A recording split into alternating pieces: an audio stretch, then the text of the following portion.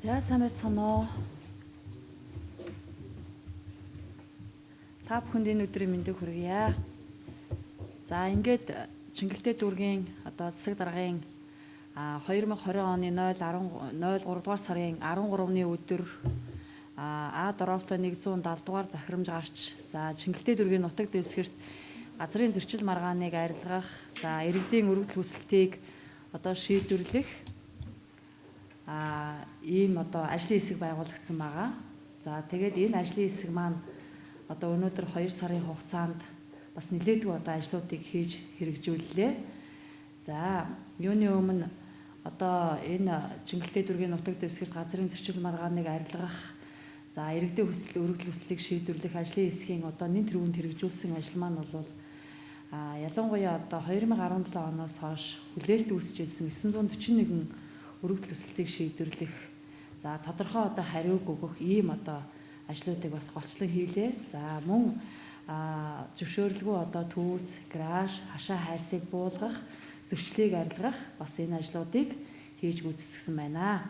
За хамгийн гол нь одоо Чингэлтэй дүүрэгт аливаа одоо газрын асуудлаар хандсан иргэд хуулийн этгээд за хугацаанд тухайн одоо өргөдөл хүслийнхаа одоо хариуг авах ийм зорилготой байнгын зөвлөлийг бол бас мөн дүүргийн засаг дарга байгуулсан байгаа. За энэ байнгын зөвлөлийг бол 2020 оны 04 дугаар сарын 02-ны өдөр А дороотой 185 дугаар захирамжаараа байгуулсан. За тэгээ энэ зөвлөлийн одоо гол зорилго бол за дүүргийн нутаг дэвсгэрийн хэмжээнд газрын асуудлыг хянах, за мөн дүгнэлт гаргах, одоо чигүүрхтэй тэгээ газар эзэмших, ашиглах эрхэд хяналт тавих ийм зөвлөлийг одоо дүүргийн засаг даргын тамгын газрын хууль эрх зүйн хэлтсийн дараагаар ахлуулсан одоо ийм ажлын хэсгийг байгуулсан. За тэгээ энэ ажлын хэсгийг байгуулснараа бол дүүргийн засаг дарга одоо иргэд хуулийн этгээдээс ирсэн аливаа өргөдөл хүсэлтийг бол за хуулийн хугацаанд нь за ямар нэгэн чирэгдэлгүй за тэгээ шударга одоо ийм одоо шийдвэрлэх зорилготой энэ зөвлөл юм аа. Тэгээд энэ зөвлөл маань энэ хугацаанд хичнээн асуудлыг одоо бас авч хэлцүү, хичнээн удаа хуралдав ямар шийдвэрүүд гаргасан бэ гэдэг талаар манай энэ зөвлөлийн одоо дарга хууль эрх зүйн хэлтсийн дарга манай Наранбат дарга бас товч мэдээллийг хүргэнэ.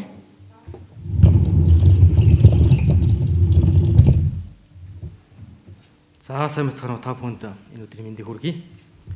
За миний хувьд өнөөдөр та бүхэнд Чингэлтэй дүүрэгт газар хэрэгтэй холбоотой асуудлыг хэрхэн шийдвэрлэж байгаа талаар товч мэдээллийг хүргэнэ. За сая дурдсанслан одоо энэ оны 4 дугаар сарын 2-нд А185 дугаар засаг даргын захирамжаар гарсан байдаг. Энэхүү захирамжаараа за 1-р газар эзэмших, ашиглах, эрхэд хяналт тавих ийм зөвлөлийг байгуулсан. За мөн түнчлэн энэхүү зөвлөл маань хэрхэн яаж ажиллах юм бэ хэмээх журам батлагдсан. За газрын тухай хууль болон бусад холбогдох хууль тогтоомжинд дүүргийн засаг дарга дүүргийнхээ хэмжээнд газар эзэмших ашиглахтай холбоотой иргэн аж хуулийн этгээдийн хүсэлтийг шийдвэрлэх ийм бүр эрхийг олгосон байдаг. Энэхүү бүрэн эрхээ хэрэгжүүлэхэд нь дэмжлэг үзүүлэх үүднээс газрын одоо эзэмших ашиглах эрхэд хяналт тавих зөвлөл маань ажиллаж байгаа юм. За хэрхэн яаж ажиллаж байна вэ гэж.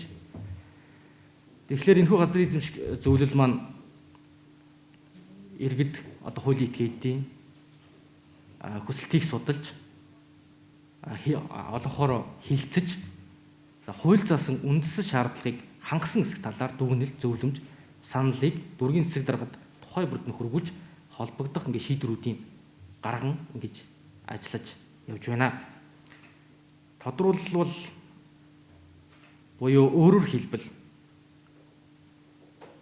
иргэн хуулийн этгээдээс газар эзэмших ашиглахтай холбоотой, газрын эрхтэй холбоотой асуудлыг дүүргийн засаг дарга дангаараа бие даан зөвхөн шийдвэрлэхгүй харин газар эзэмших ашиглах эрхэд хяналт тавихын зөвлөлийн оролцоотойгоор шийдвэрлэдэг болсныг энд онцлохон зүйтэй баха. За өнгөрсөн хугацаанд сая дурдсан 4 сарын 2-нд энэхүү зөвлөл маань байгуулагдсан. За өнөөдөр гээд сар хагас буюу 45 хоногийн хугацаа өнгөрчээ. бидэнд 900 сая төгрөг 940 гаруй 2017 оноос хойш хуралдсан газрын эрхтэй холбоотой асуудлууд байсан.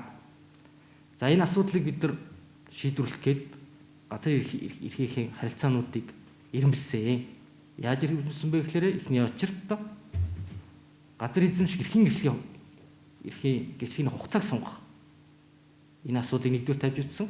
За дараагийн очирт нэр шилжүүлэх буюу газар эзэмших эрхийн гэрчлэгээ бусдад шилжүүлэх. За үүний дараачаар газрын хэмжээнд өөрчлөлт оруулах.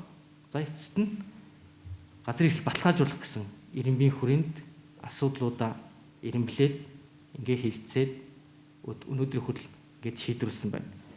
За газрын эзэмших ашиглах эрхэд хяналт авах зөвлөл маань өнөөдрийн байдлаар 942 иргэн хуулийн этгээдэд холбогдох газрын эрхтэй холбоотой асуудлуудыг хилцээд за үүнээс 533 иргэн аж ахуйн холбогдох газрын эрхтэй холбоотой асуудлуудыг холбогдох дүгнэлт саналыг дүүргийн засаг дарга түргүүлээд ингээ холбогдох захирамж шийдвэрүүд нь ингээд гараад явсан байна. За үүнийг тухайлаад задлаад аваад үзэх юм бол хугацаа сонгох газар эзэмших гэрчлийн хугацаа сонгох 290 хуулийн этгээдийн за 264 иргэн хуулийн этгээдийн газар эзэмших эрхийн гэрчлэгийг бусдад шилжүүлэх энэ асуудлуудыг шийдвэрлээд явж байгаа юм аа. За цаашид газар эзэмших ашиглах эрхэд хяналт авах зөвлөл маань тогтмол хуралдаж за тухай бүрэн асуудлуудаа ингээд шийдвэрлүүдэд явна. Би ахаад хэлье. Энэхүү газар эзэмших ашиглах эрхэд хяналт авах зөвлөл маань хамгийн гол нь дүгнэлт саналлаа дүүргийн засагт урьдчилсан хянах ажиллагааг явуулснараа дүүргийн засаг даргын бүрийн эрхийг хэрэгжүүлэхэд түүнээс гарах шийдвэр нь хууль ёсны байх үнцийг бүрдүүлж байгаа юм шүү. За баярлалаа анхаарал тавьсанд.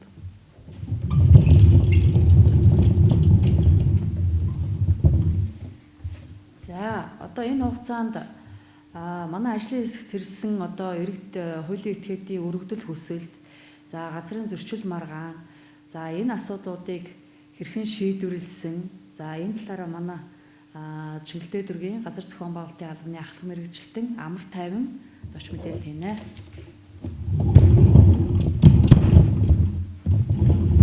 За сайн бацгаана уу тав энэ өдрийн мэндийг хүргэе.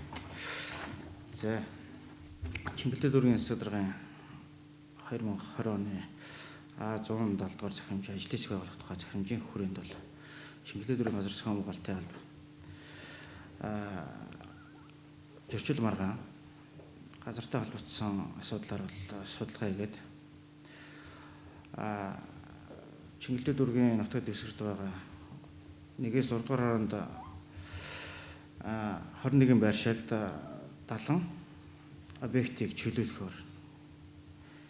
чөлөөлөхөөр одоо судалгаа гарсан. Үүний дагуу бол судалгааг нийслэлийн газар зохион байгуулалтын албанд хөргүүлээд нийслэлийн засаг даргын 2020 оны 513 дугаар захирамж гарсан газар чөлөөлөх асуудал дээр. Тэгээд энэ захирамжийн хүрээнд болохоор Чингэлтэй дүүргийн 2 дугаар хороонд 15 гаражийг албадан чөлөөлсөн байгаа. Энэ газар дээр болохоор Чингэлтэй дүүргийн 1, 2, 3 дугаар хорооны дунд жишг өрхийн имлэг барихаар төлөвлөсөн газар байсан. Үүнийг бол бид нэр чөлөөл дуусгасан байгаа. Одоо үүний дагуу бол одоо барилгын ажлуудад эхлэе явах хаа. Бас 3 дугаар хорооны нутаг дэвсгэр дээр 2 иргэн аж ахуйн гэж байгуулгын гадна зөвшөөрлөгөө сонгосон хашааг буулгасан байгаа. Цуслангийн бүсэд бас зөвшөөрлөгөө нийт эзэмшлийн орц гарч бусдын эрх ашигыг хөндсөн иргэд 10-аад иргэний хашааг буулгасан байж байгаа. За ингээд дүүргийн газрын алба бол үүн бус юунуудаа бол одоо төлөвлөгөөний дагуу буулгаад чөлөөлөх ажлуудаа бол хийгээ явж байгаа. Дараагийнхаа юмыг бол одоо ингээд хийхээр төлөвлөөд одоо бүх юм ажлуудаа бэлгэл хангацсан явж байгаа. За.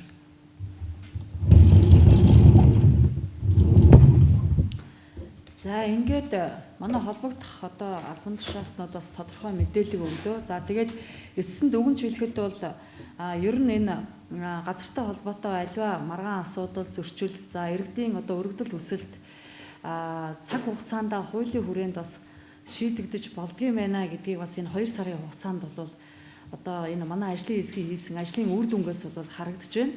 За тухайлах юм бол сая одоо хэлж байна. Нийтдээ 2017 оноос хойш бол 940 гаруй одоо иргэн хуулийн этгээдийн өргөдөл өсөлт бол одоо тодорхой шийдвэр гараагүй ийм хүлээлтийн байдалтай байсан.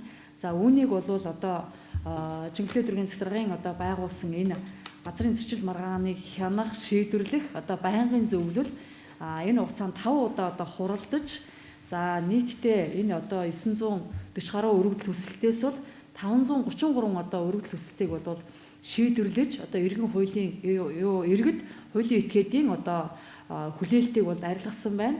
Тийм за ингээд цаашдаа одоо энэ Чиглэлтэй дүүргийн энэ байнгын зөвлөл бол тогтмол хуралдаж 14 хоног тутамд хуралдаж тухайн одоо асуудлаар дүүргийн захиргаанд хандсан аливаа одоо газрын одоо өргөдөл өсөлтөд гомдол саналыг бол цаг хугацаанд нь ямар нэгэн чирэгдэлгүйгээр за тэгээд шудраг, эл тод, за ямар нэгэн авилгагүй одоо ингээд зохион байгуул шийдвэрлэж одоо ажиллаж болох юм байна гэдэг бол ийм үр дүн харагдаж байгаамаа.